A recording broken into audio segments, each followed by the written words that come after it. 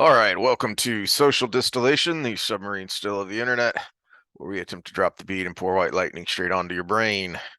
Today is Sunday school, but first we're going to do an update of something that we talked about on Thursday. You got new numbers or something? Yes, we talked about on Thursday the vote, and let me bring up Mm. the reminder here. The vote on the advisory committee to add the COVID-19 shots to the Vaccines for Children program. Remember Mhm. we're voting on that, the false headlines that they're trying to mandate it for your kids. Yeah. Well, as of the time we recorded on Thursday, that was the case. Now, by the time I uploaded it, it probably wasn't because Thursday they did a second vote. Uh, And the second vote, they added it to the actual schedule. So again, the ramifications aren't that it's 100% mandated, which the news organizations are pimping out there, but it is that uh, it gets immunity from uh, liability if it is mandated in your state for your school or your county or whatever. Uh, and because it's a blanket immunity, if you decide to get it for your kid, even though it's not mandated in your state, you still are subject to that blanket immunity. So we have an untested, uh, properly tested, excuse me, not properly tested, especially for this age group, and risk reward ratios are not in its favor. mhm. Inoculation added to the children's schedule. And again, keep an eye out on your state and your county and your school district on whether it's going to be required or not. And also, when you take your children in for their inoculation, make sure you are, oh crap, thought I had,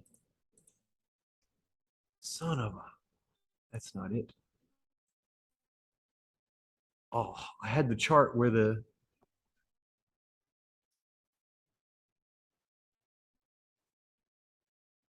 well, that sucks. I had the chart what age. I'll have to bring that up in a future episode. But keep an eye out and make sure if you don't want it, you line item veto because your doctor's going to say you want this round, Mhm. Mhm. and if you're in that particular age group and you don't specify no, they're going to say assume that you mean all of them for that age group. Are you getting these tabs I just brought up? Because I Yeah. switched Yeah. Yeah. from Chrome to Brave. Okay, so this is kind of shitty, but it's a sneaky little thing they did. So what they did was they did the first vote, what I have highlighted there, Mhm. and all the headlines came out that they're mandating it for your children through this child schedule. And they released their press release that said, we didn't do that. This is fake Yes. news. So then the next day, when they actually did do it, if you were a news organization and you reported it, having reported the false story the day before, no one's going to Yes. believe you. Having overhyped it the day before. And I was just thinking that was going to be my comment is that feels purposeful. It is That, purposeful. yeah, There's no that, reason they shouldn't have voted on both on the same day. yes, that feels completely planned.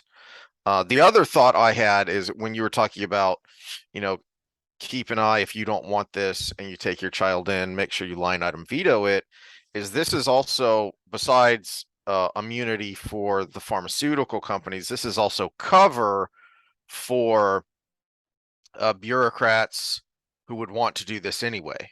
As well, it's on the CDC schedule now. They voted for it. I'm just following their guidelines. You know, I am Sergeant Schultz. I see nothing. Mm-hmm. Okay, so this is the ACIP, which makes that decision within the CDC. Uh, And this is their process. How do they make this decision? Well, they hold 3 meetings a year, and this is the whole point that it was happening now. They had to make this vote now, or else it has to wait till the next time they meet. Uh, they're open to the public, and I wish I would have watched that. I wish I wouldn't have been working all day yesterday. I'm going to see if I can find a replay of it, are maybe you still tomorrow. on the CDC tab that of the It should say, how press does release of? ACIP Nope. make decisions? Where we're not on that. I thought you were still here on the. Okay, I'm gonna have to unshare and then reshare, I think. Because I switched from Chrome to Brave. Okay, did it come up? Okay, here we go. Okay, so now everybody's with me. How do they make the decisions? Well, they hold it every 3 years, and they're giving us the play-by-play here. During these committee meetings, members review findings and discuss vaccine research and scientific data related to the vaccine effectiveness and safety, clinical trial results, and manufacturer's labeling or package insert information. What trial results? Exactly. Outbreaks of the vaccine preventable disease or changes in vaccine supply, such as this is all the considerations that they have to go into. In addition to these meetings, so something that happens before it, they have work groups. These work groups are active all year to stay up to date on specific vaccine and safety information. For example, before a vaccine is a license, the work group will thoroughly review all the available scientific information about the vaccine so that they will be prepared to present information to the ACIP. So theoretically, there's been people working on this, ready to present this information. At this point, the vaccine already has undergone several phases of testing for safety and efficacy with potentially hundreds or thousands of volunteers. Did it happen? Has. Not for this age group especially. The licensure process can take several years. Oh, amazing how we've already talked about that. The work group carefully reviews data available on the vaccine in order to make recommendations to the ACIP, but work groups do not vote on the final recommendation. Well, I wonder why. The work group presents the findings to the entire ACIP at several meetings before ACIP members vote on whether they recommend the vaccine or who should receive the vaccine. So first of all, they didn't meet for several meetings. They met for one day. And realistically, with the data we have available, you can put it all out there in about an hour because it's not a whole lot there. And then once the CDC director and DHHS have approved the ACIP recommendations, they are published in the CDC's Morbidity and Mortality Weekly Report, the MMWR, which is probably the worst journal we have right now. Basically, they've just been printing anything that CDC wants you to hear. And I thought I had that up, and that's why I was looking around. But give me your thoughts and let me see if I can get it. Hold on a cotton picking minute, because this is what I was just about to say, what you just scrolled down to, that first bullet point. Only vaccines licensed by the FDA are recommended. Bullshit. The vaccine that is licensed is not available in the US. There is one that was licensed, even though that one still didn't go through the normal processes, but it was licensed. But in order to keep their emergency use authorization, they're not offering it here. It's how they can still keep advertising the jabs and the new boosters now available for and specifically Heath's talking about the community. Yes. Even the new boosters, which they are now advertising and pissing me off about, now available for the latest COVID variants. Well, then what have you been giving us before, first of all? And secondly, then how are you recommending this? Because this is not FDA approved. In fact, I think I've mentioned this before, but I don't know if I've brought up the articles on it. There is a big case. Hold on, someone's calling okay. my name. Gather your thoughts. I apologize for that hiccup. Heavy stuff needed carrying. Okay, you were in the middle of a thought. Yeah, and while you were lifting heavy things for small women, I tried finding it and I couldn't find it because there are so many of these cases. I couldn't find the one I was looking for.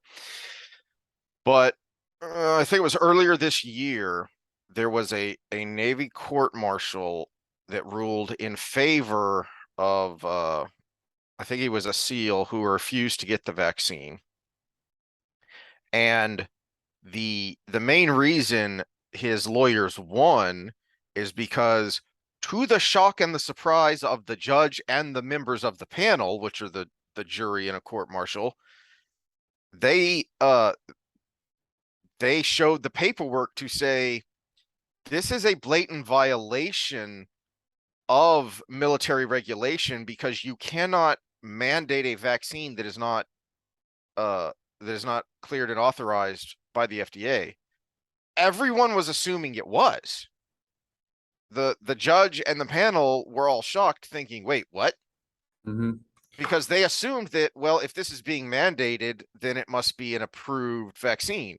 It's not, but people are sure acting like it is and assuming it is. Yeah, and what they're saying, if you actually dig, and you've really got to dig, and I'm going to show you some Google shenanigans here in a second. Yeah. If you really dig, uh, the final word on it is, well, yeah, it's not Pfizer, BioNTech, blah blah blah blah. The long, which I'll bring up it's on this document as well. Uh, it's not that, but it's the same thing. As we went through in an earlier episode, it's Mm-hmm. not the same thing. They changed some of the amino acid profiles of some of the parts Yeah. of the pieces that go into it. And shit. Let me tell. This is how crucial one amino acid can be. There's a thing called a thymine dimer, and my brain was a Polish brain the other day when you brought up DNA. It was no work ski, but it's ATG. You know, Yes. adenine, thymine, guanine, right? The thymine dimer is when you're getting too much sunlight and you get a burn, the thymine just flips. One flip. Guess what? That one flip, if it sticks and reproduces and then can't stop reproducing, is skin cancer. One amino acid. So yes, to that point, one amino acid can make a big difference. So it is not the same. And two, all right, for the sake of argument, it's the same. Then why are you still acting under the emergency use authorization? Yeah, well, okay, so another one amino acid specific to what we're talking about, the Omicron spike in its binding site.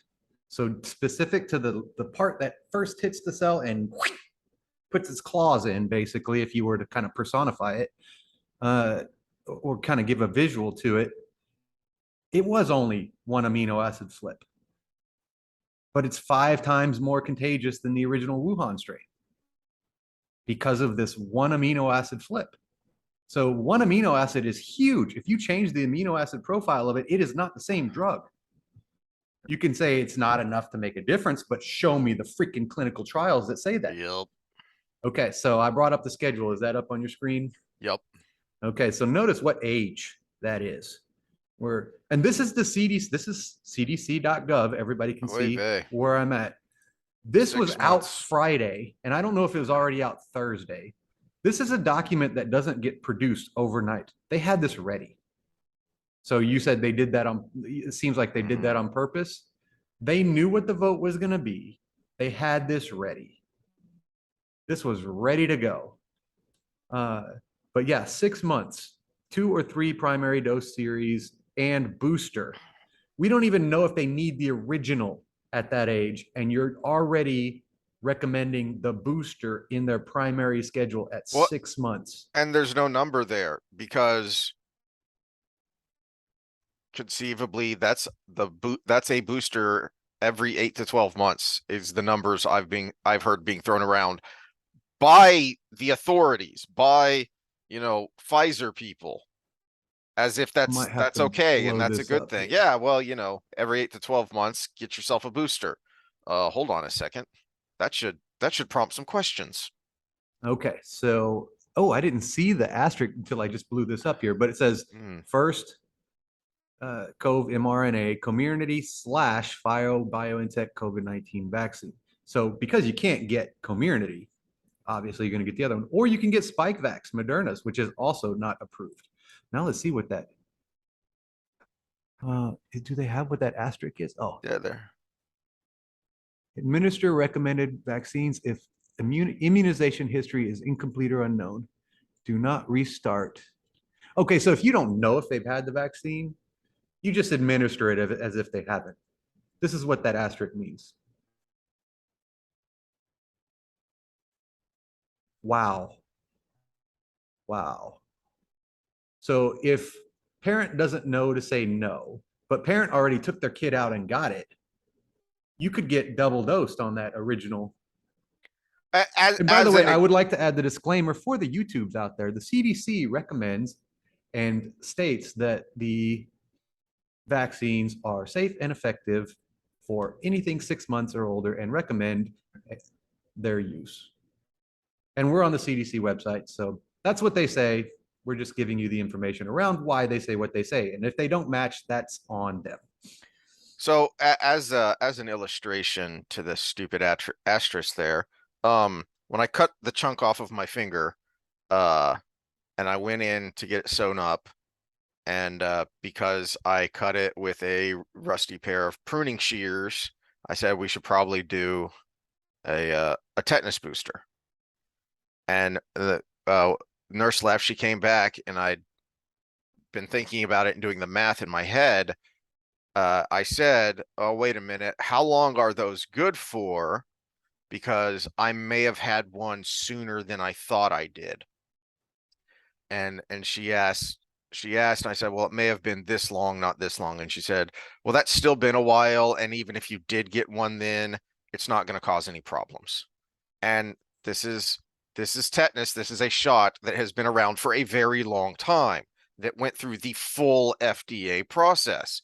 So I could trust that, okay, let's go ahead and do it. And they're not going to let me leave anyway, because if there is a reaction, it's going to be there at the injection site, and it's going to be within like 45 minutes. All right. So that was the house cleaning. Now let's look at Google. Oh dear. Gotta love Google. Okay, so I searched for my search terms were things around this, and the original one was, does adding the vaccine to the schedule give legal immunity to the pharmaceutical company? Tried to be as specific as possible. All you got was COVID and immunity and da da da da stuff on Google. So I went to Brave, and this is what my search brought up. So does adding the vaccine to schedule give legal immunity? Right. You get some things out there, but they're on the right. What do you see there? An actual law on the books, right? And a Wikipedia entry about it. That would have been nice to come up on Google, especially since it's Wikipedia. It's usually the first thing that comes up on Google. Yeah. So I wanted to know more about this. So I clicked on it on Wikipedia. But then I also said, you know what? I want to search for this by name on Google. Look what happens when you search for this by name on Google. So you saw the name of it, everybody. Mm-hmm. What do you get first?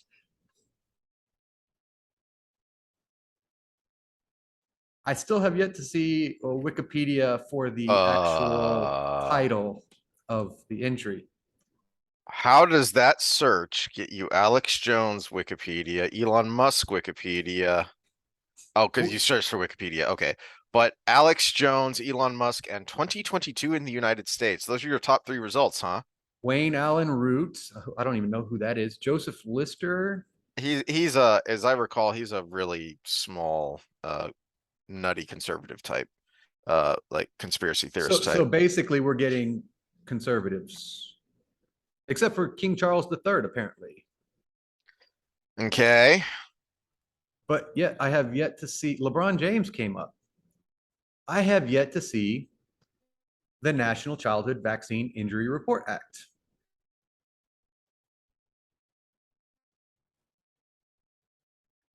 That doesn't happen on accident. No. When you search for it by name, oh, hold on. Something new. I just went back to the Wikipedia on Brave. Something new is there. This in the red was not there yesterday. Oh, dang it. It's just asking for money. Never mind. Okay. Which we need to go into at some point, because their money is going to 41%, I think, of their mother company money went to social causes, not to Wikipedia itself. So, Imagine that. yeah, imagine that. But yeah, so basically, here's your Wikipedia entry. If you can find it, go to Brave, or maybe go to Wikipedia itself and search for it by name. But yeah, it because vaccine companies were having trouble with actual rare side effects because everything has a potential for a side effect. Yes. It became clear that there needed to be some protections there. You know what? This is a perfect illustration of how government doesn't solve problems, it creates more problems. In large part because of the power and influence and money involved. What would make the most sense there in the 1980s when they passed that? Okay, well, the danger here, the rationale here is that you could have a drug company which people need, which are doing research and producing drugs that do save lives, that do lead to healthier lives. But because of a handful of instances out of hundreds of thousands, if not millions, this drug company could be sued out of existence. And then all of society, beyond the direct damage to those people and their livelihoods, all of society suffers because we have lost that benefit. That's the rationale. And Mm-hmm. it makes sense. Okay, well, why don't we just enact tort reform, which is something people on all sides of the aisle have been complaining about for decades? That, Mm-hmm. yes, this can happen to any business, to anyone, that you can be sued out of existence for something that is a relatively minor thing. And that, in this context, that could sound harsh, but yes, a child being permanently disabled or killed because of a drug, that is horrific.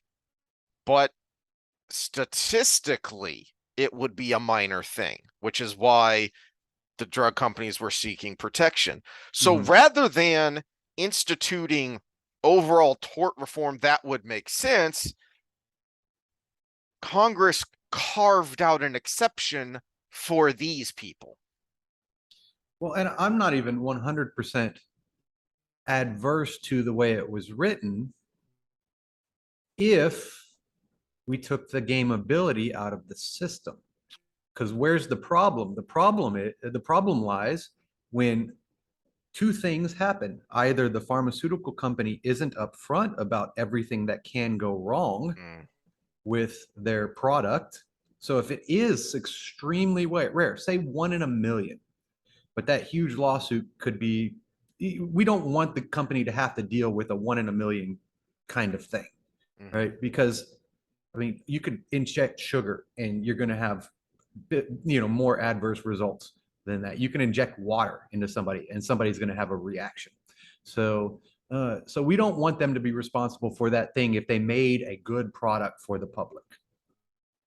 Especially since we don't know everything about that child until they've had it and had the reaction, because they haven't lived life long enough to know the ins and outs of what affects their body and There what there doesn't. are variables that we just don't know exist Mhm. yet within the human body. It is such a complicated piece of biological machinery. Yeah, you can have an underlying issue that lays dormant generation to generation to generation and then just pops up in one kid because Hmm.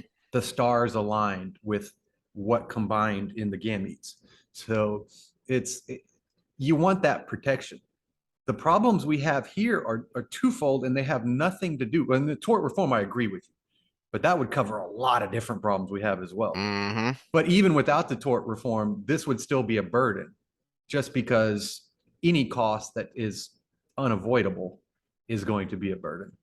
Maybe set up some national insurance kind of thing for it versus just making a law. But at the, That would also have made sense is okay, well, from what I the read of that, it is similar to that. It is some sort of national insurance. okay. Yeah. But twofold, pharmaceutical companies have to be transparent, which they're not, as we've been talking about. And Hmm. blowing wind into this microphone for 5 people every week about. And the other one is we can't have these rogue advisory committees making political decisions instead of safety decisions. So we need the pharmaceutical companies to be transparent, and then all that information needs to stand the test of time before these committees, before they vote them in. Yeah. Well, not just the political decisions, but then um the personal gain decisions, because these regulatory bodies and the companies they're supposed to be regulating have become intertwined. Mhm. You know, for the same reason that uh uh something like this particular act, which focused on something small, rather than saying, well, the most logical and beneficial course would have been tort reform so that everybody benefits. Okay, well, you can't do that because one, almost every elected official is a lawyer, and two, legal groups and companies donate vast amounts of money to their lawyer friend politicians. Mhm. Well, I mean, there's another one that I think the vast majority of the country would be for is limiting how much money these people can take while they're in public office, can take or make. Everybody's like, oh, you'll lose the quality of them if you limit the fact that they can't make that much money while they're there. I'm for raising their pay if they can't make money on the side gigs. Well, also, if you can't make money on the side gigs, it uh all right, who cares if you all right, if you can't make money on the side gigs, then that creates an incentive to or it disincentivizes lifelong politicians. The reason you have people that have been in Congress for 30 freaking years plus is because it's a sweet gig. It's how these people with political science degrees, or maybe they're lawyers and then they go straight into elected office, and somehow, while making a decent salary but still just a, a slightly above average salary, they're now tens of, if not hundreds of millionaires. Mm-hmm. That's their net worth Well, because of that gig. there's a lot of things from even from a business standpoint, just basic things that would help with this. So insider trading, we need to squash. You get a slap on the hand and a couple $100 fine that the committee pays if you get caught doing it and you're in Congress. And a little bit of public hit, which your tribe still votes for you. That the And committee, aka we the people. So you yeah, screwed us the people, and then we paid for your you're fine. fine. Screw Yeah. you. So, but there's that with Congress. But now we look at these committees, they're pipelines to get sweet gigs in these companies that they're the committee for. And realistically, all you need is a do not compete clause. When I worked for Velocity, I had to sign a do not compete clause where I wouldn't open a gym for 2 years after I quit there. Now, great for me, they had sold to another company before I ended up losing my job there and opening my own gym. So I wasn't held to that, but it makes sense. If I'm a gym in a place with limited clientele, I don't want my coaches saving up their money and then opening up competition. Well, do not compete clause. You work on the pharmaceutical advisory panel for vaccines.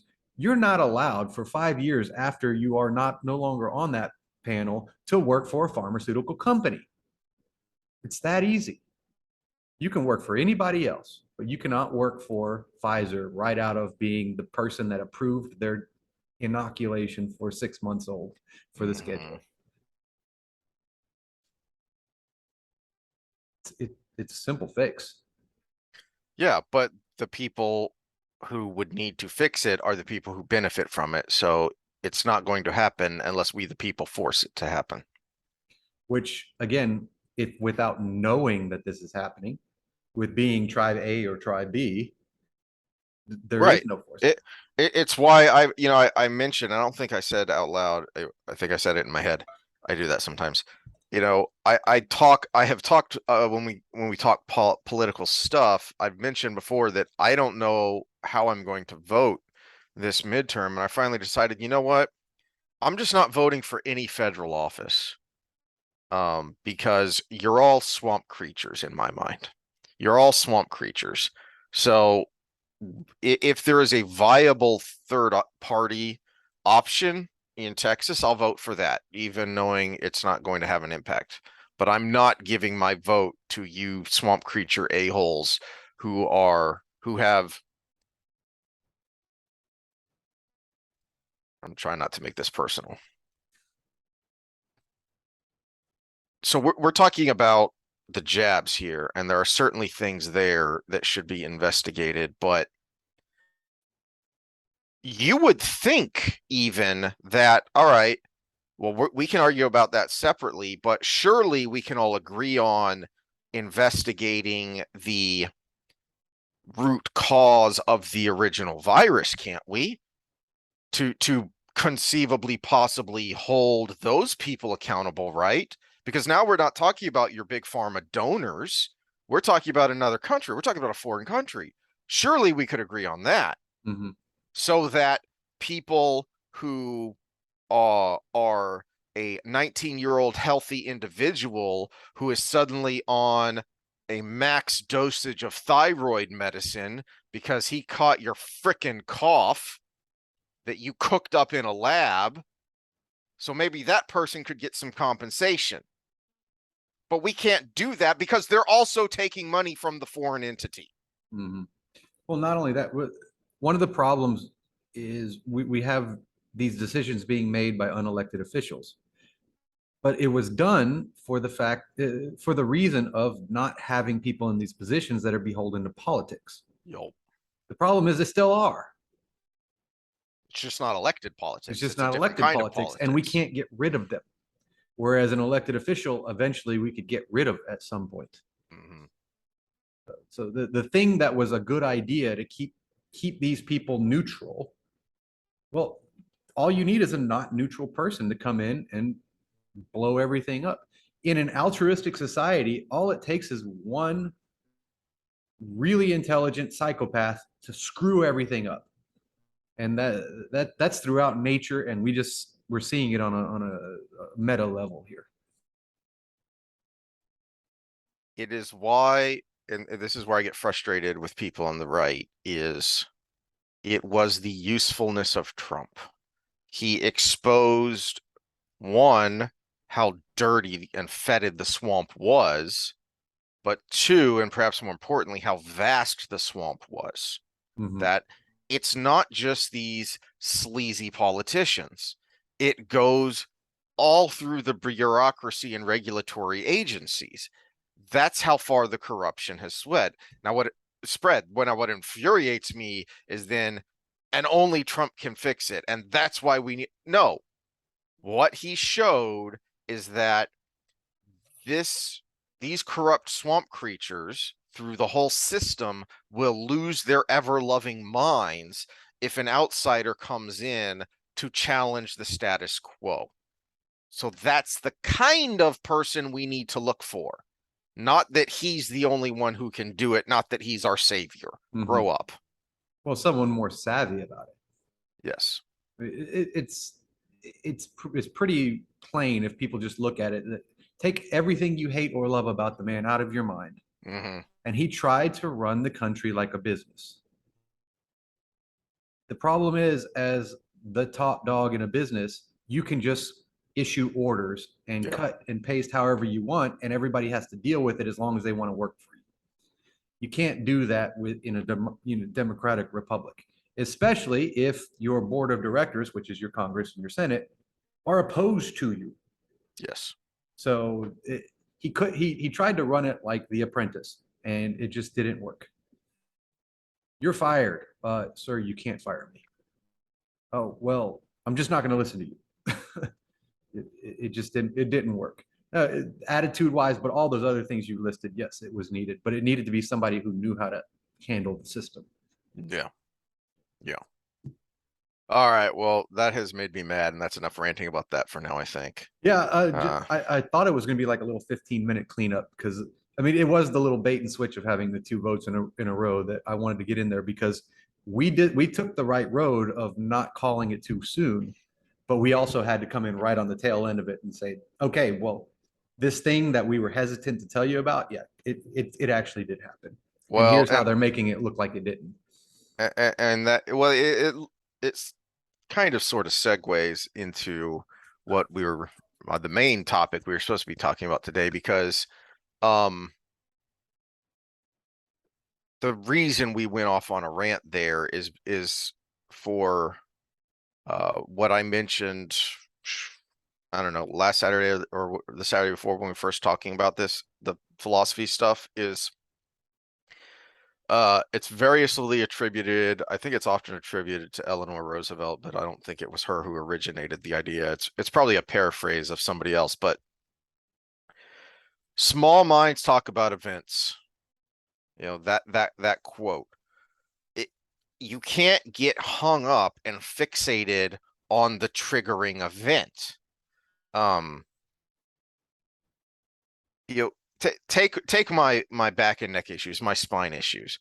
The triggering event was an impact from a work injury. Okay, but just that isn't going to cause all of these issues I'm having. There were some underlying events. There were some secondary effects because of how long it took me to get a treatment. You have to look at the whole system. You have to dig down deeper to try and find not just the root cause, but root causes. Because when you're talking about a complicated system like the human body or like politics and society, you're going to have multiple causes because you have so many variables and so many different threads, all coming into the middle of the web here. So the reason we go off on these seeming tangents and go off on these rants from a singular news story, from a singular event, is because you need to get your mind into the habit of thinking, okay, well, it's more than just the surface level. All right. Well, that's a good place to end that. Let's pause for a second and then move on to what's next. All right. So now on to Sunday school after nearly an hour of ranting. Was that a whole hour? It was about 45 minutes. We had a couple of breaks in there because I'm old and had to pee, and you're uh, young and buff and had to carry heavy objects. But it was about 45 minutes or close to Yeah, it. you said ready in 10 at 12:50. Shit. Yeah. So we started a little after 1. So I was actually waffling and procrastinating and thinking, I don't know if I'm ready to do this yet. But then it occurred to me that I think when I was making my notes and prepping here, I think I was digging a little too deep and going a little too far with some things, and it's probably better to just go with what I have and see how far we get. Because my primary source, as I've said, is Nahum Sarna, uh, um, Understanding Genesis. You can look him up. I haven't looked at his Wikipedia entry to see if it's biased and stupid or if it's actually worthwhile, but you can look up his CV, his bibliography. He's published quite a bit, published past tense, in the 60s and 70s, I think is mainly when he published. Anyway, but it occurred to me, if we're talking about, and we are, deep metaphysical issues like uh the beginning of time and its meaning to humanity, well, then it's probably better to build. And today I'm kind of building on what I referenced as kind of a prologue and teaser last time. So rather than grabbing all these other sources and evidences and ideas and things and piling them on, let's just start with Sarna and what he says and my thoughts on it, and then see how the different perspective you react to it, and then see where we go from there, and then I can bring in other things or build on it if I want. Okay, if I reference, which one should I use? The New King James or the English Standard Version? I like the New King James Version, um which I don't know why they called it that exactly, because from what I understand, the the translators for that version, it's not like they turned the older English verbiage wordage of the King James version and then just turned that into something that was more understandable. They pulled from the older sources heavily, but from from from people who know these things better than I do, I have been told that's a really good translation. So that's my standard. Um, but that the Bible Hub site that I showed last time, that's a good one because it has, I want to say, about a dozen different translations you can bounce between. Yeah, Um, it's on my old phone. I forgot I switched phones before I was going to reference it. The Jehovah's Witnesses that I talk to regularly, mm, that I train, they have an app which basically has every version oh, ever that's cool. written in it, including their versions. And you can just put in, Isaiah 1:1, and it'll basically just give you all on down the Mm, line. And you can put that search like King James and Jehovah's Witness, or that's cool. English Standard and King James and this, and it'll give you the different versions of that same verse. So I'm gonna have to remember to download it on this phone now that I didn't remember I had a new phone until I went to go look at it, and I was like, oh shit, I don't remember what it was called either. Mm. So, You can't just search Jehovah's Witness app. Maybe that gives oh, you something else. maybe I don't. Maybe this gives you something else, but So but I've got several pages of notes here, most of it direct quotes from Sarna here, just still in his first chapter, the beginning of his first chapter actually. Um because he goes over more than I want to. I'm actually going to start at the end of my notes because I think it's interesting to point out here that so the one extra source that I did add in a little bit from is uh, a guy named Nahum Roman, uh, who teaches a class, and I can't remember the name of the synagogue, um, down in Houston, and he records it and publishes it as a podcast called Torah Means Teacher for anyone who's interested. And he takes some deep dives into it, and uh, he's, if I remember correctly, he started life as a secular Jew, uh, and then I can't remember all the different sects of Judaism, so I don't know what he would classify himself as now, Orthodox or what. But anyway, so he teaches a class and he pulls from a lot of sources, and that's where I discovered Nahum Sarna because he references a lot, and I said, let me go get that myself and take a look at it. But in his first episode for on Genesis 1:1. So keep in mind that's still where we're at. That's what I was talking about last time. That's what all that I'm talking about this time when I talk about the difference, the impact and the meaning of it. As he points out that in the Hebrew, that first verse is just 7 words, which is interesting and kind of poetically beautiful because the number 7 pops up a lot in the Bible, 7 days of creation and all that. So you have 7 words to summarize the entirety of creation. In the beginning, God created the heavens and the earth. But in Hebrew, that's just 7 words, that first verse. And that is in stark contrast with the epic poems of antiquity. Did you ever read the what's it called? Is it the Lay? The Epic of Gilgamesh? yes, That is one of first the book I ever read for class was the first book ever written. that is, yeah, that is considered the oldest recorded literary thing, however you want to classify it. It is old, very old.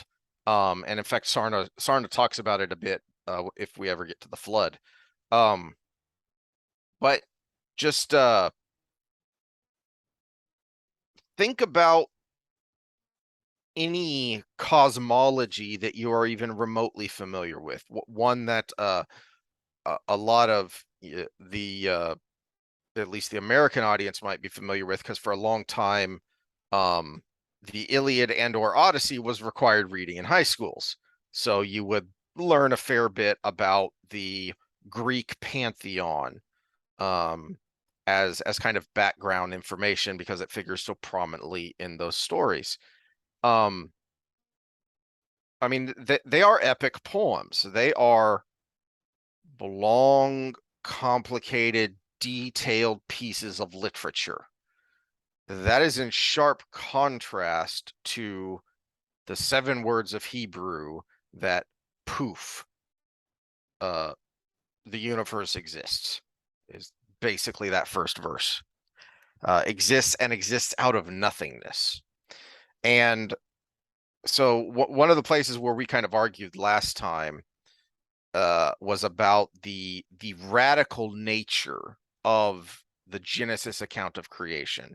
And before we revisit that, I do think, it's important, and I want to stress that whatever you think of its radical nature, it was certainly radical to the earliest listeners and readers.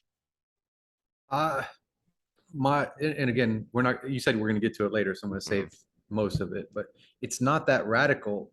If, I mean, if it was something written overnight, it would be radical. If it was, a burning bush moment where it goes up there and then comes down with some tablets, it would be radical.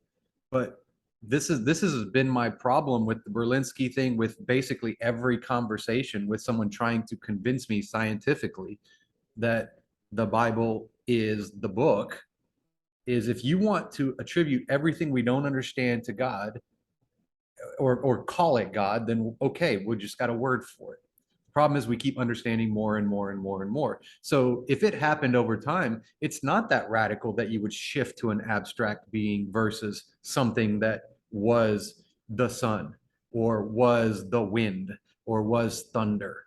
It's not really that radical if it happens over time, because you basically have someone saying, well, actually, I understand how rain is made. Well, we can't attribute that to a god anymore. So it's just a natural progression that it has to be abstract. Have you watched Avatar: The Last Airbender? This is kind of a No. you should watch that. Your child may be a little too old for it now, maybe not. It was a fun thing to watch with the kids because it was one of those things that, oh my gosh, this is actually entertaining to me too. So it's something I can sit down and watch with my kids. There's actually an episode like that where there's a fortune teller, and and so there's a highly skeptical, one of the members, one of the kids that's the members of the protagonist group, is highly skeptical of this.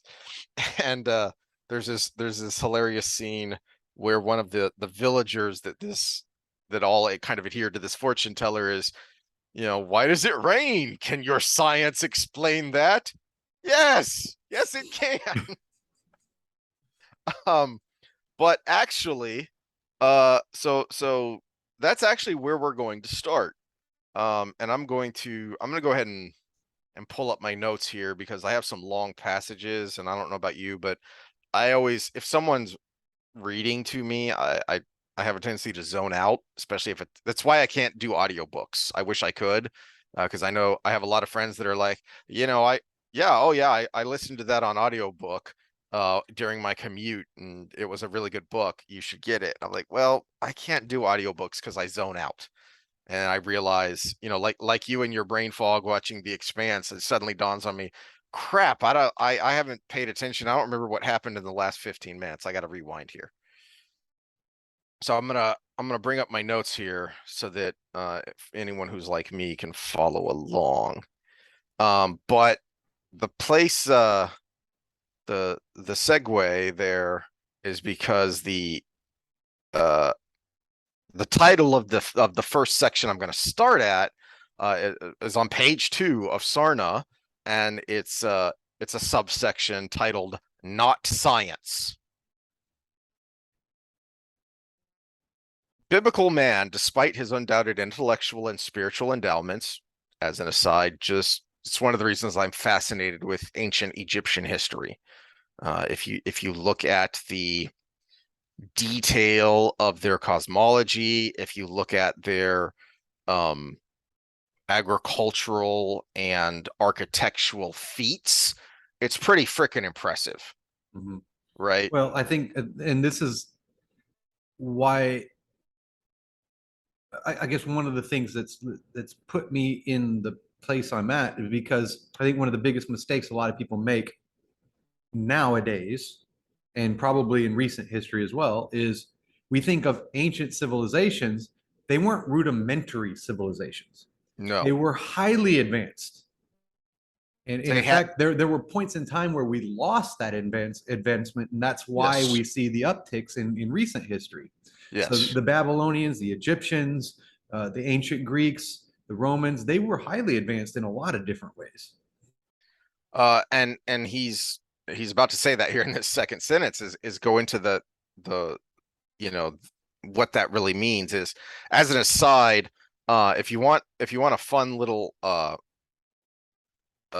internet rabbit hole, go look up Roman concrete.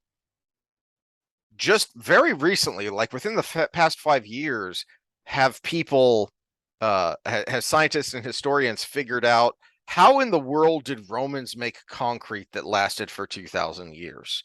They're just now figuring it out. Yeah, So, anybody that has a modern home knows how quickly foundation issues come up in our. especially in Texas. Yeah. All right. So, I just wanted to have that aside because for some people, the intellectual endowments of ancient man may make them go, "What are you talking about? They were dumb." Well, hold on a second. Uh, did not base his views on the universe and its laws on the critical use of empirical data. He had not, as yet, discovered the principles and methods of disciplined inquiry, critical observation, or analytical experimentation, which is kind of something we riffed on last week or the week before, that there's a reason that so many of the Renaissance scientists were nobles, because you needed wealth to have the time to perform these thoughts and the experiments that went along with them. Rather, his thinking was imaginative, and his expressions of thought were concrete, pictorial, emotional, and poetic. Hence, it is a naive and futile exercise to attempt to reconcile the biblical accounts of creation with the findings of modern science. Any correspondence which can be discovered or ingeniously established between the two must surely be nothing more than mere coincidence. Even more serious than the inherent fundamental misconception of the psychology of biblical man is the unwholesome effect upon the understanding of the Bible itself, for the net result is self defeating. The literalistic approach serves to direct attention to those aspects of the narrative that reflect the time and place of its composition, while it tends to obscure the elements that are meaningful and enduring, thus distorting the biblical message and distorting its relevancy. And remember when I was down there and we were out fishing and I'm sitting here, I'm just reading his prologue and I'm getting pissed off that okay, this guy was talking about things which solve ish a lot of the kind of arguments that we've been having forever. And it kind of occurred to me that, oh, well, that's probably why he's not as well known as I feel like he should be. It's like how I've grumbled about the fact that my current year politics make me unlikable to everyone because I will um I will rip the left and the right will go, yeah, suck it to them. And then I'll point out the similarities between Trump and Obama, and the right will get pissed off. And the left will get pissed off because I just compared Trump to Obama. Well, that's kind of what Sarna is doing. Is if you're on the atheistic side, you can say, haha, yeah, sock it to those young earth dummies, but then he'll turn to you and say, no, you are a dummy too, because you are completely dismissing this thing because you don't understand it. But that wouldn't be turning to me because I'm not dismissing it. I mean you in the straw man general sense. Okay. That kind of what he's establishing in his prologue is that um people of faith who uh complain that arrogant scientists and scientific types say, science has proven that religion is nonsense. And then, as I've said, well, that's silly because that's not what science is. But at the same time, if you are grasping for, okay, so here's a kind of a more concrete, specific example. There are those who will try and use the Genesis chapter 1 account of creation to say, see, this kind of follows the evolutionary path. And it kind of sort of does, in that if you look at how the earth was created and how life developed, and kind of the chain of events in biology 101, uh of the, you know the heavens were formed, big bang, space stuff was all out there, and then the earth was formed, that started to coalesce and spin around, and eventually congealed into a mass that was the ball of the earth. And then you go, you know you progress on, and then you go from the more simple organisms to more complex organisms, which finishes with man. So see, the Bible creation talked about the evolutionary tree before the scientists. Okay, well, but that's interesting and coincidental, is what Sarna is saying. It's nonsense to say that therefore the Bible is scientific. That's not its point. And so you saying that is as nonsensical as a physicist saying that physics proves that metaphysics is nonsense. Well, and I think it's incorrect of him to dismiss the scientific nature of something like the Bible. It is one of the earliest written words, and it is an account of observations made by these people over time. Well, they they we'll got get some into things more as we go right. Like on, you but said, it does go in line mhm. with the heavens, then the earth, then the plants, then the animals, then the people. And of course, I'm very Very broad broad. Yeah, stroking this, yeah. but it does go in line with that. In an advanced culture, you have what would have been the scientists of the time pretty much tracking this as well as they can without modern technology. And they got most of it right to some degree. They couldn't carbon date, but they could tell what came first, what was developed from what to some degree, and how this evolution kind of came forward. And they wrote it down. Interesting thought. Again, this is one of the things I'm talking about, is when you take it as its entirety, even if you take it in the abstract, in the metaphorical nature of how it's written, which is where you're kind of going with this. Mhm, It's not day one this happened, day two this happened, like the young earthers. Even if you take it in the account, the writing itself starts from a more advanced civilization. Cain was a tiller of the earth. That didn't happen for many thousands of years of human development. mhm. Yeah, if I recall correctly, the best guess of the agricultural revolution is like 10,000 BC. Okay, well, Homo sapien, I want to say like 100,000 years ago. I've got a timeline here. I want to say 50 to 100,000. I don't remember. Homo Um, sapien, uh, the range is 250,000 to okay, so 160,000 years ago. even farther than I'd thought. So a long frickin' time ago. So there's this huge chunk of prehistory. And just incidentally, when the term prehistory means pre-recorded.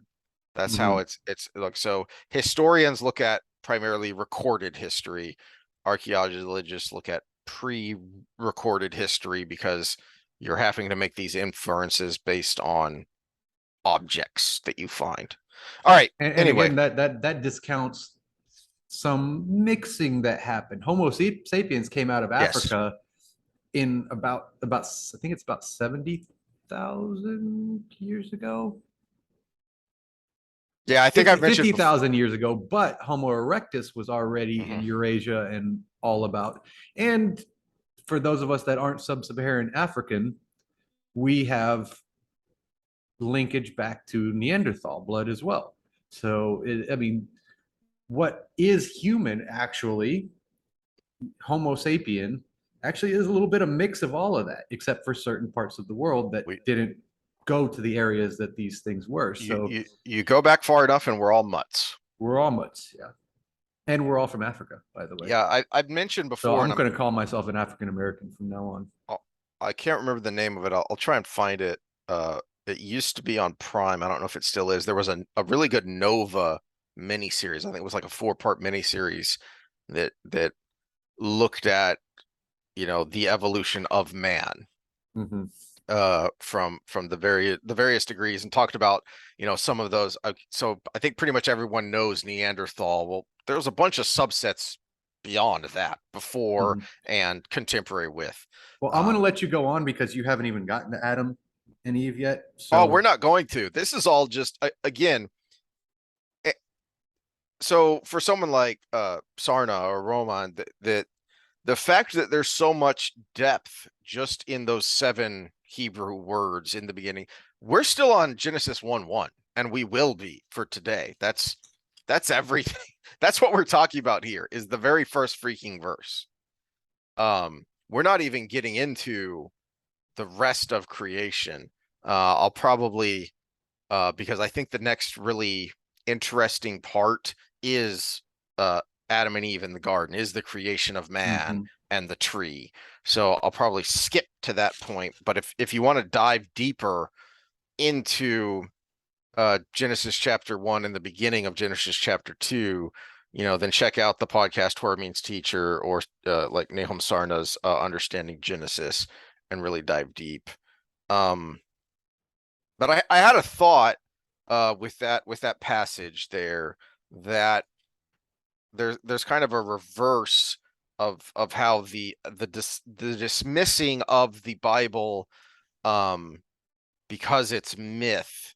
There's kind of a reverse of that too, or the analogy I thought of is that if you said that Aristotle is nonsense and should be dismissed because he believed in and attributed things to humors.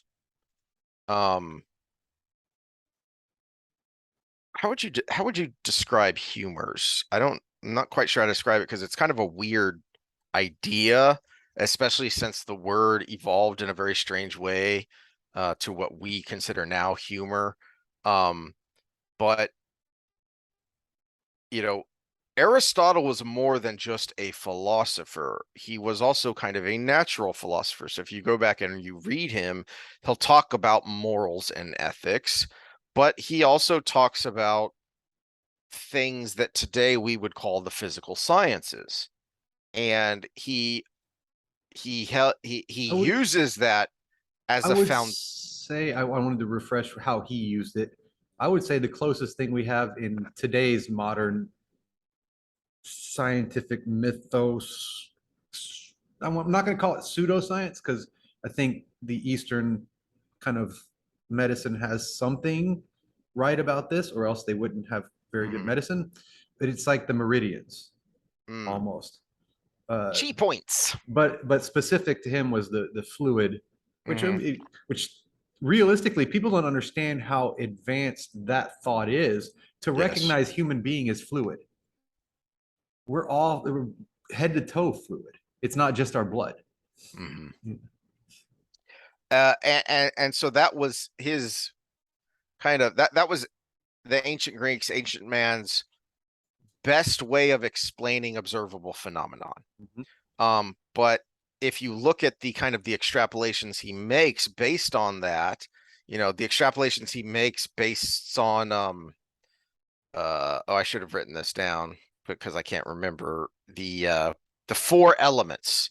You had earth, fire, water, earth, I believe is what it was. So You every just said earth twice. You said earth, fire, water, earth. I did.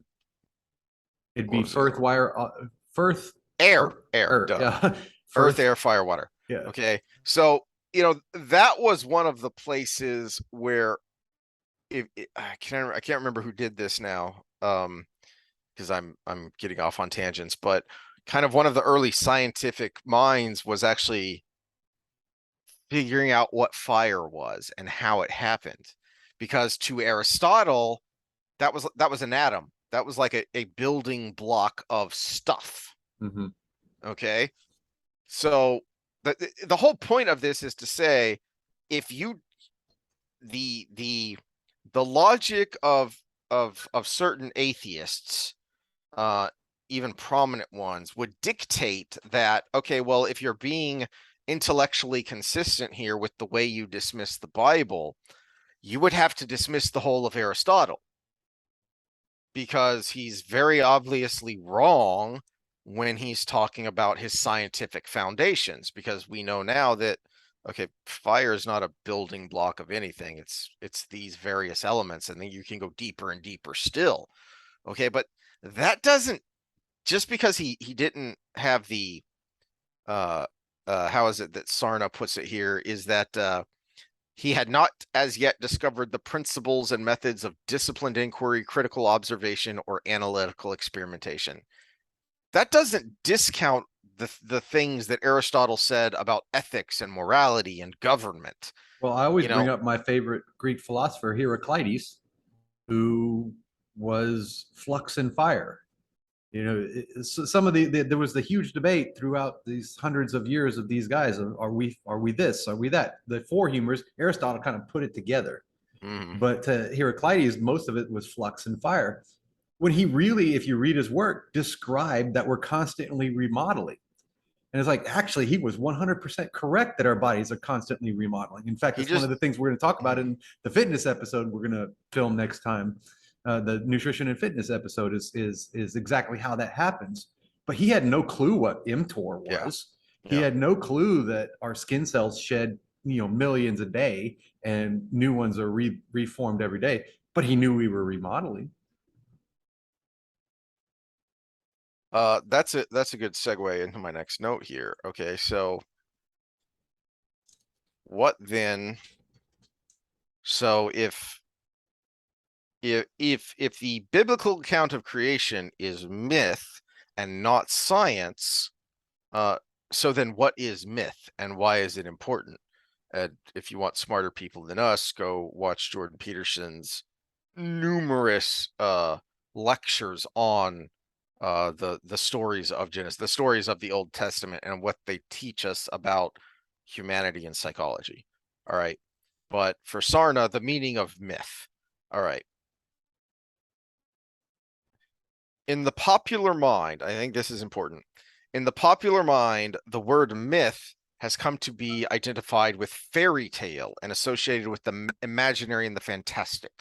But to the Greeks, mythos meant originally nothing more than the thing spoken, that is, a tale.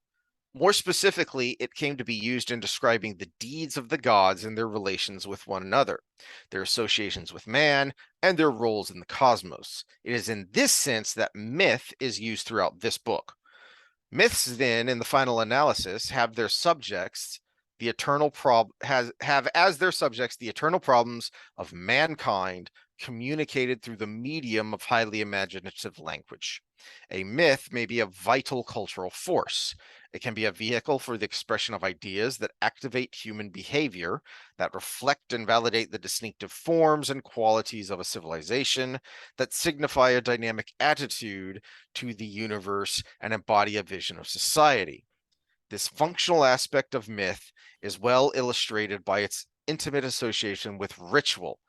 And the reason I included this is because we kind of went in a circle and back and forth about ritual and magic last time.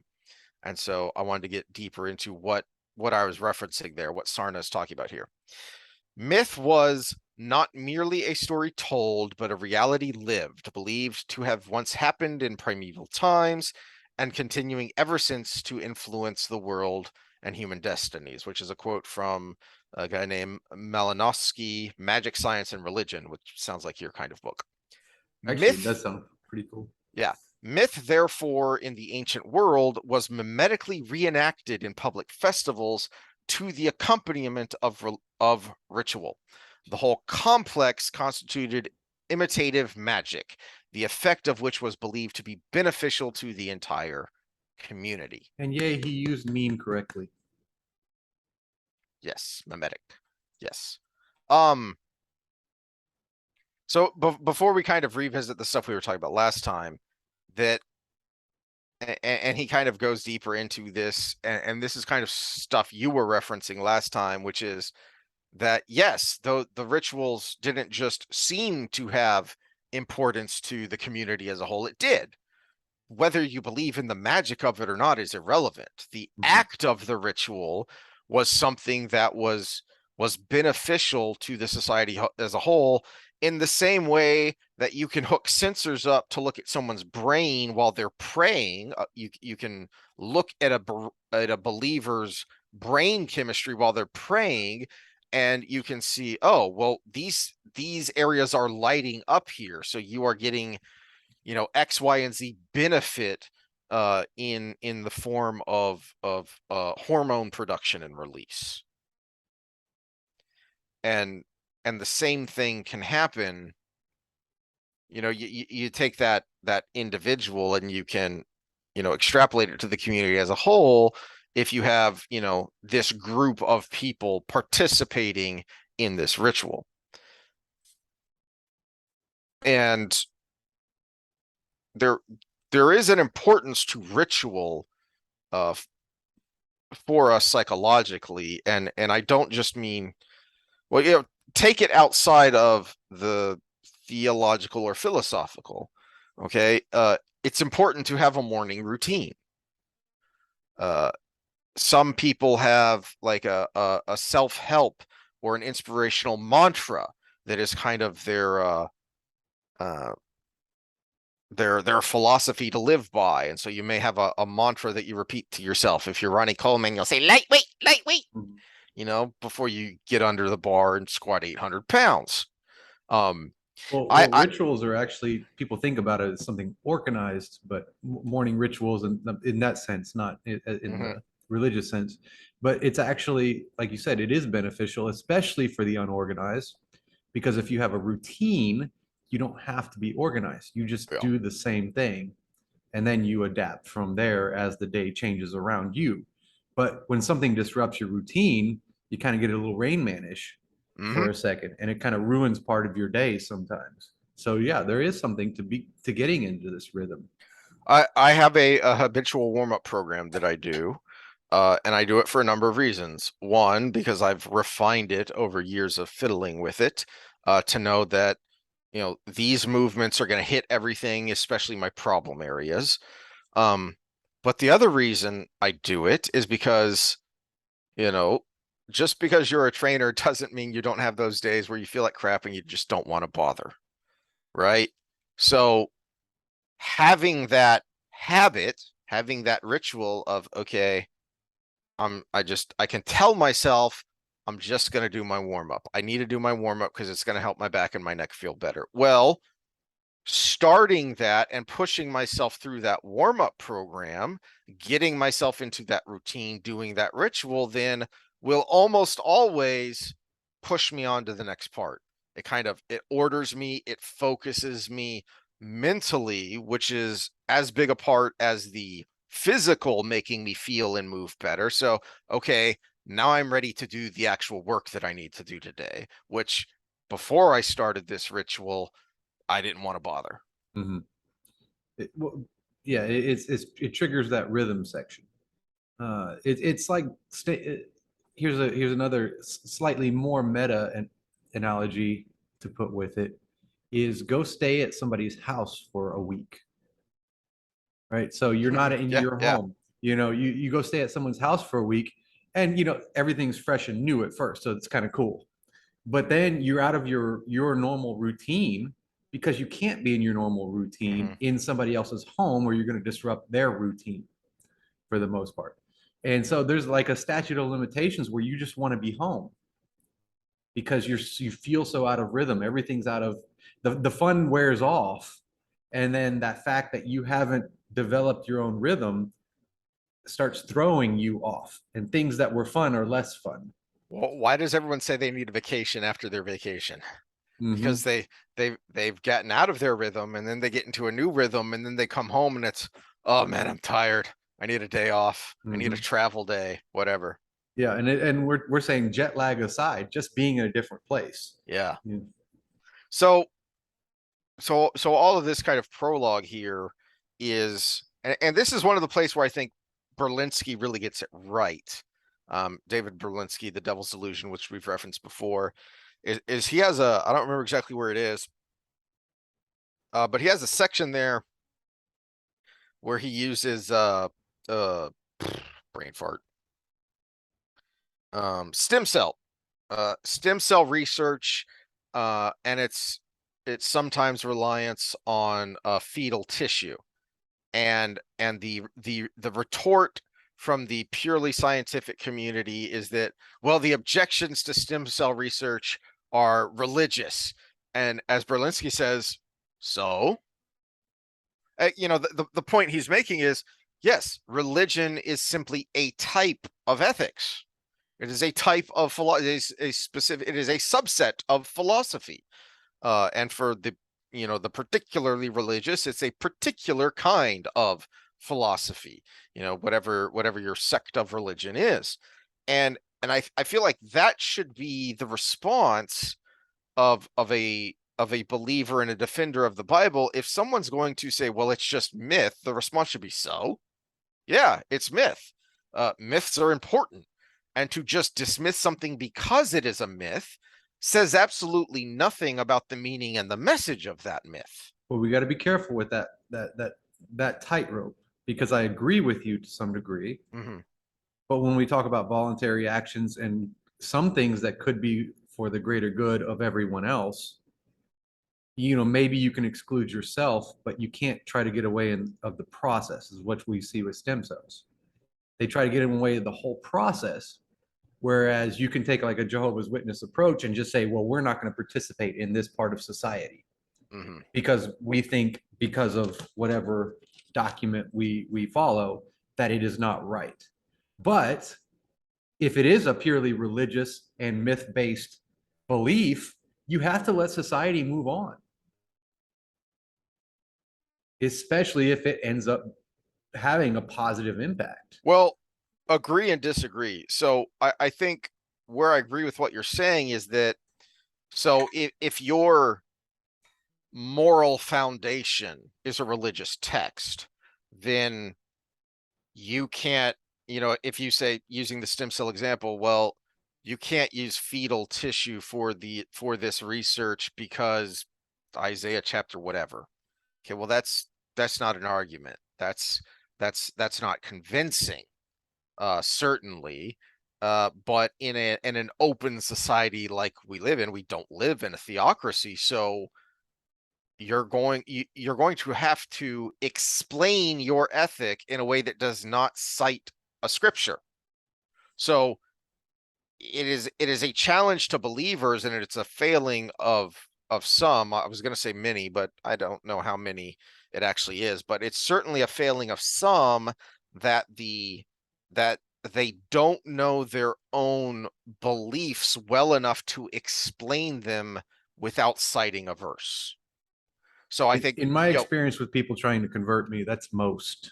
yeah, okay. Yeah. So certainly anecdotally with me as well, Yeah.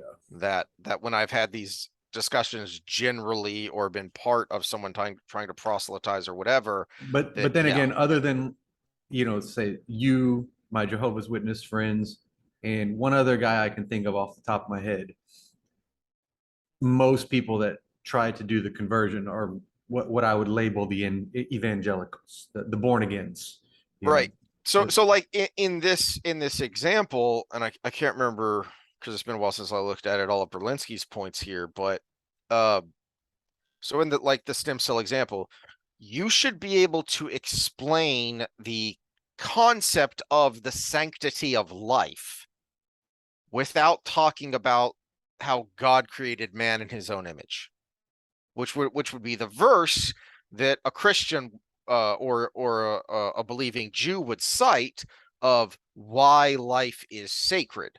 Well, Mhm. because we are created in the image of the divine, the creator of the universe. Okay, well, that's great, but you need to understand your own moral foundation well enough to explain it without the verse, not just to convince someone else that the the ethics you adhere to are correct and the best way of living, but you need to know for your own edification what this means. Mhm. Yeah, a similar example that I've come across is there are certain people that won't take a blood transfusion Mm-hmm. because of their religious beliefs. But you can't instill upon society as a whole that blood transfusions are a bad thing, especially since, except for in very crooked parts of this world, the blood is given willingly. Mm-hmm.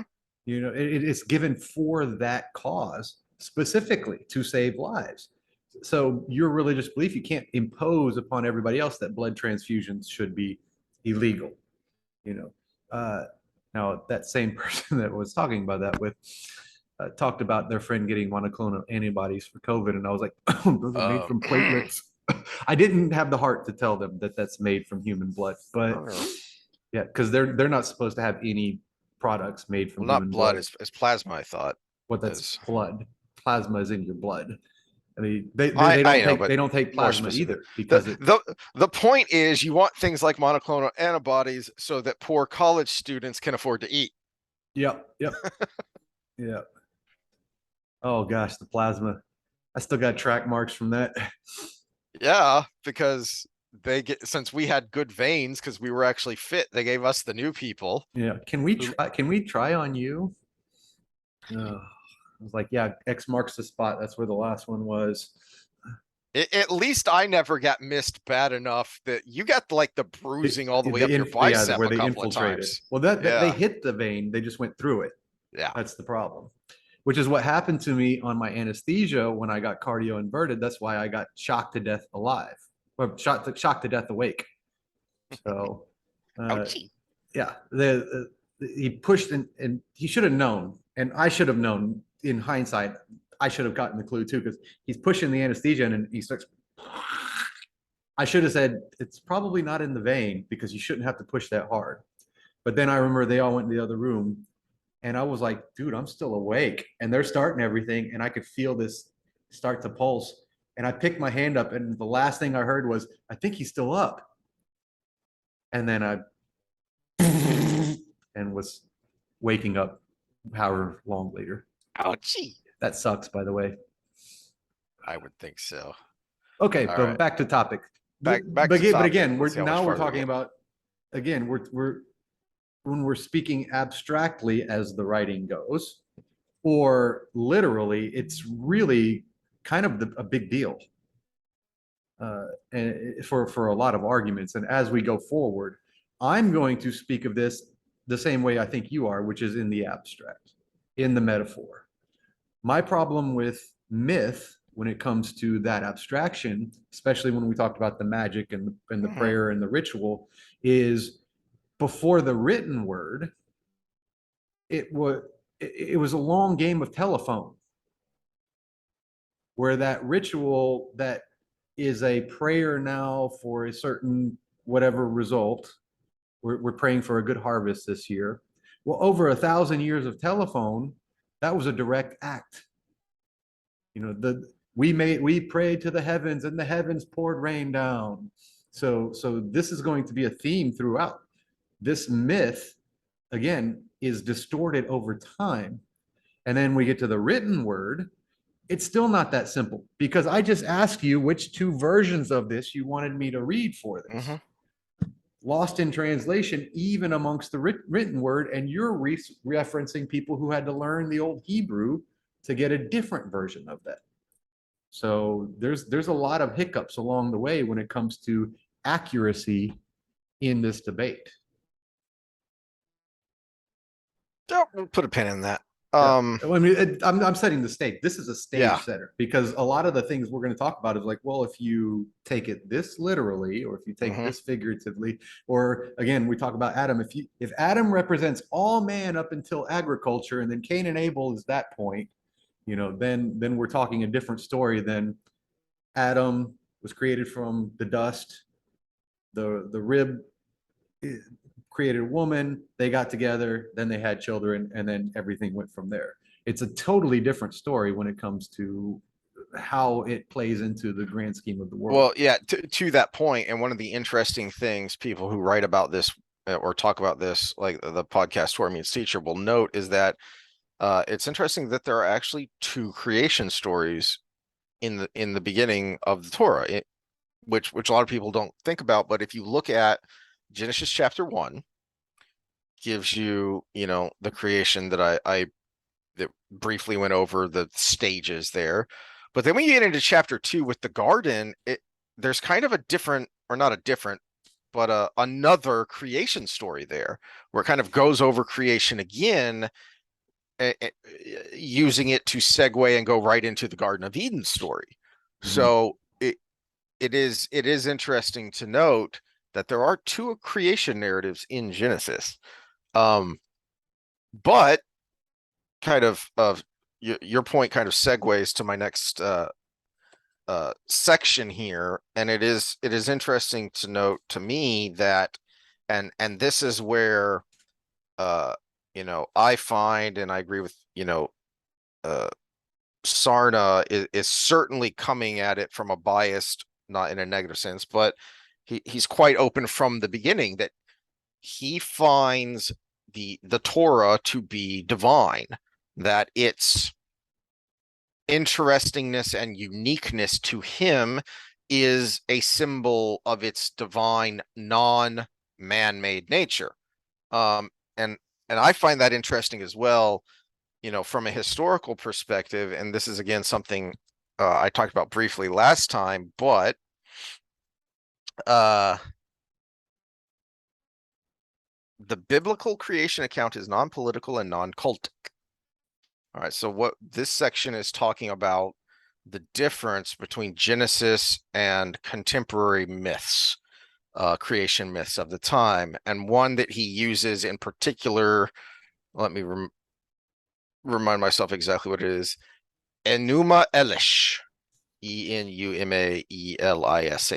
It is a um, ancient Mesopotamia. It's one of the earliest creation myths, and so he kind of talks a little bit about um, the similarities between the creation myths. And like I mentioned last time, there are some who will say, see, the Hebrew account isn't anything special, it's not anything different, it's not anything divine. They're just doing their own take on Enuma Elish, their own take on the Epic of Gilgamesh, etc., and so forth. Well, Sarna has a different take on that, that I like, and agree with. The difference between the Genesis and contemporary creation myths, quote, the former has no political role. It contains no allusions to the people of Israel, Jerusalem, or the temple. In fact, the the promise of Abraham, the beginning of the people of Israel, will not occur for quite some time, in the book of Genesis, and then the actual establishment of Israel as a nation, as an ethnic people, isn't until Exodus. So it's a long time coming. Versus those other creation myths, which are most often wrapped up in politics. I referenced the ancient Egyptians earlier in their intellect, but then in their theology, those creation myths are tied into politics. The creation myths lead you to and the Pharaoh is a god. So Mhm. it is wrapped up in politics inherently. It does not seek to validate national ideals or institutions. Moreover, it fulfills no cultic function. The inextricable tie between myth and ritual, the mimetic enactment of the cosmogony in the form of the ritual drama, is an essential characteristic of the pagan religions, finds no counterpart in the Israelite cult. In this respect, too, the Genesis story represents a complete break with Near Eastern transition. Um, so, meaning that there is a stark difference in what Bible rituals reinforce compared to the pagan. The details of which we'll get into down the road when we actually get to those rituals. Or as Sarna puts it, there is a detachment of cosmogony from the ritual. This is because there is no, this is me talking here. There is no biography of the deific, which is something that Sarna reiterates a number of times in this first chapter. So going back to the Iliad and the Odyssey and what you might have learned about uh, Greek myth of the pantheon, think about how even Zeus, the head of the pantheon, had a beginning. You know, the Titans preceded the gods of Olympus. So they're all there's a biography there and there's a beginning there, and you know who these beings are. Um, but there's a purpose to this narrative. The Bible is so obviously anti-pagan, it gives no description. Now, this I found interesting. The Bible gives no description of pagan deities when it denounces idolatry, and whether in general or even specific cults, religions, gods, etc. So, if you're wondering about the mythos of Baal, who's mentioned frequently because he's a primary deity of the Canaanites, you won't find that out from the Bible or any of the other ancient myths or cosmology of Mesopotamia, of the area. You got to go to outside sources. So I think that that reinforces what Sarda and other scholars are going to focus on with the Genesis story, and in particular the Torah and the Old Testament in general, is that the purpose of this book is to be anti-pagan. It is to be anti everything else that came before, to the extent that we're not even going to talk about these things that we consider uh nonsense, that we consider false. We're not going to indulge them in talking about, you know, the dogma, the kind of domains uh of these various deities. In fact, Sarna mentions that the word goddess doesn't even appear. So it references uh female deities, goddesses, in the Old Testament when it's talking about the conflict between the people of Israel and their neighbors and the influences there, but it never uses the word. Mhm. And, nah, we'll cross that bridge when we get there. It was something about rulers around Mhm. and the devil himself. So, but All right, well, yeah, well, so kind of summing up this idea in Sarna's words, nowhere is this non-mythological outlook better illustrated than in the Genesis narrative. The Hebrew account is matchless in its solemn and majestic simplicity. It has no notion of the birth of God and no biography of God. It does not even begin with a statement about the existence of God.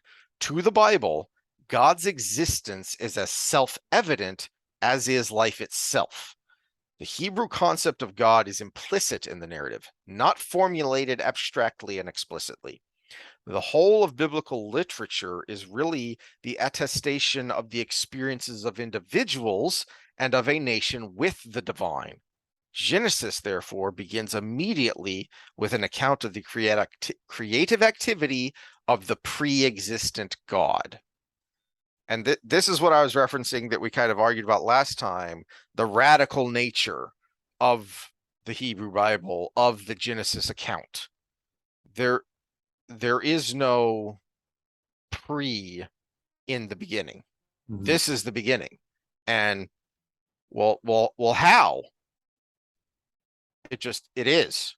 It's why later in Exodus, when Moses asks the burning bush, well, who shall I say has called me? Who shall I say has given me this task to do?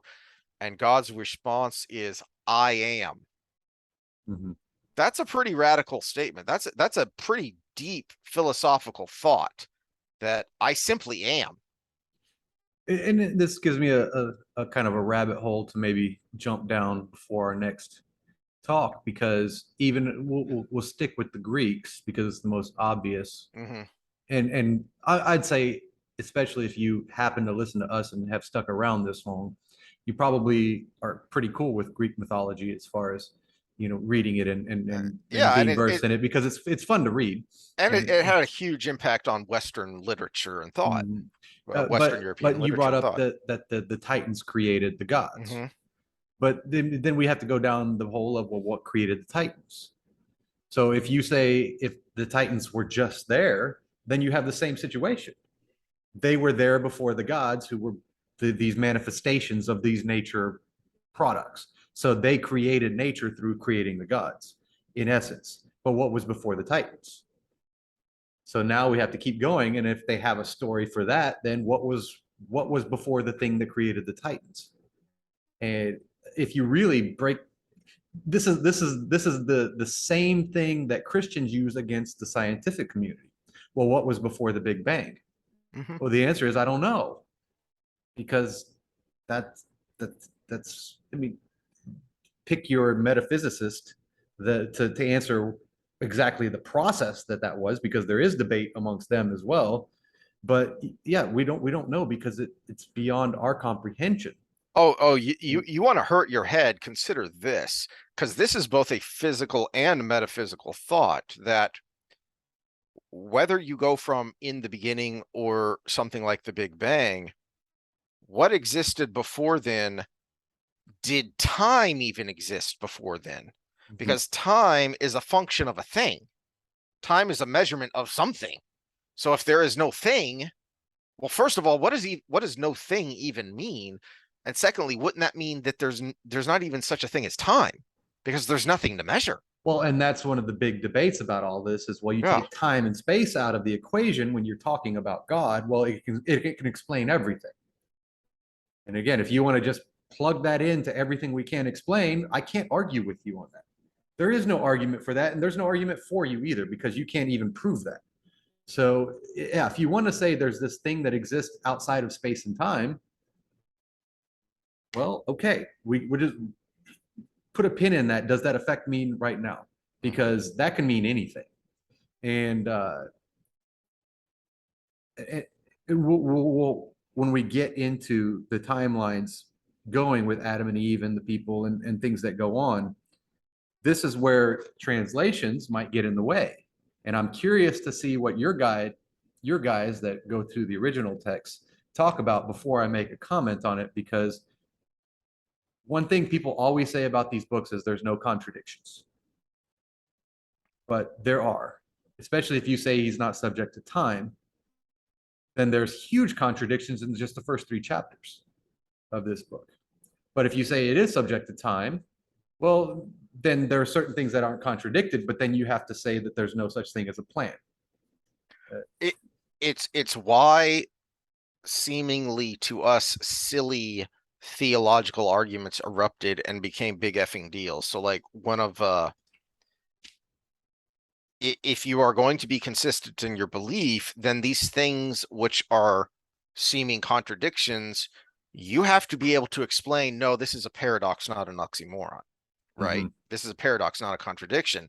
So one of the most famous ones that separated people in medieval times was can God create an object so heavy he can't lift it? Okay, well, He's an all-powerful God, so he can lift anything. He can do so he could lift it. Well, yeah, but if he can do anything, he can make an argument. See the circle you get in there. Mhm. So you have to be able to think these things and rationalize them and answer them at least to some degree if you're going to be intellectually consistent. Yeah, and we need to kind of close this discussion down if we're going to get anything on what we had talked about before. Yeah, and I think Uh, that's actually a good place to end it. I was just about to say that that's a good place to end it and a good tease for next time and I'm going to put, because yeah, and I'm going to put a bug in your ear for kind of a mm, process on this.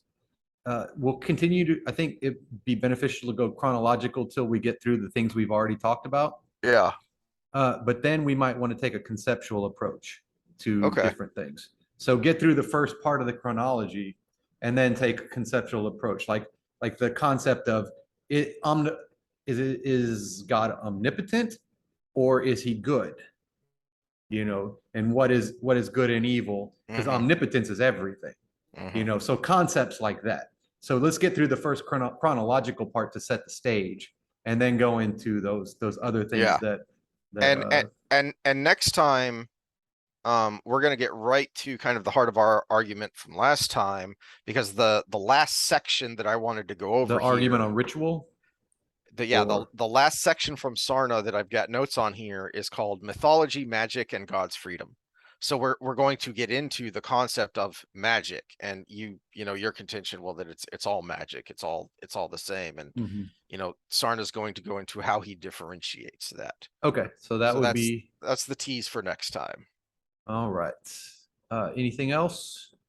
That's all I got. All right, I know there's COVID stuff at the beginning of this, but so we're not your doctor. Talk to your doctor about what you should do with your kids. Mhm. Read the scientific articles. Challenge your doctor on some Remember, of these ultimately, things. yes, consult your doctor, but remember the decision is ultimately yours. Mhm. The decision is ultimately yours, unless you're in a state where your kid can't go to school there. So I guess it is still ultimately yours, but you have to prep yourself for homeschooling. Hmm. So uh, it's a shitty situation we're in, and I think history is going to look back at it, and there's going to be things different in the future because either Hopefully. things are going to get worse or they're going to explode and get way better. Yeah. And that's kind of where we're at. It's not the end of the world like some people like to think, but at the same time, it is the end of the way things have been going for a while in one way or another. Hmm. And we're either going to go more in the WEF direction or we're going to go back to more of a constitutional direction. And One of those ultimately, two is going to happen here soon. ultimately that is all up to you, the individual, and then how many yous it takes to create a group action. And when it comes to the going towards the constitutional part of it, part of the recipe to that being the end result is the fact that we got to actually unify as a people versus this squabble we have that is basically being facilitated by the top brass in whether it's political or Hmm. corporate to keep us fighting each other so we're not looking up. All right. Well, we'll keep diving into all of that as we go, and we'll see you all next time.